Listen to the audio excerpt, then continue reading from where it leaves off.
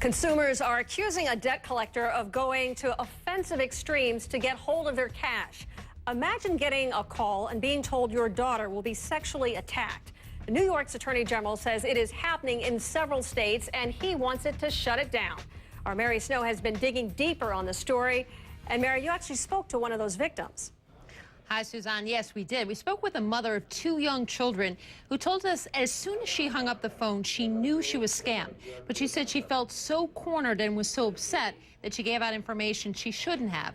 And she says she's telling her story now in hopes that other people won't get duped.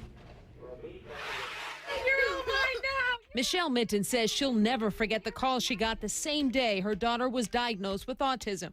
A man posing as a lawyer claimed she owed $4,400 and said her arrest was imminent if she didn't pay up. He was getting very insistent and started, I don't remember all the words, but started talking about your kids will see you arrested.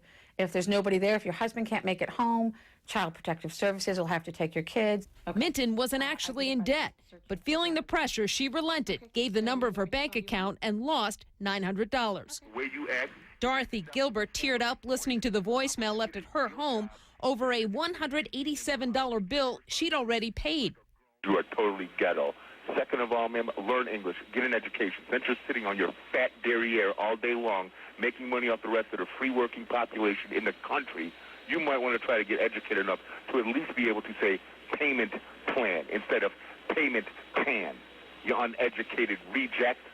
New York Attorney General Andrew Cuomo says that call and others in which law enforcement is impersonated and some even threatening sexual assault are tied to operators of 13 companies he's now trying to shut down in New York. The tactics, they are so disturbing, so threatening, that they tend to be effective. That's why they do it. That's correct. Private Attorney Joe Morrow represents debt collection abuse victims. He says there's been an increase in cases tying it to the economic downturn.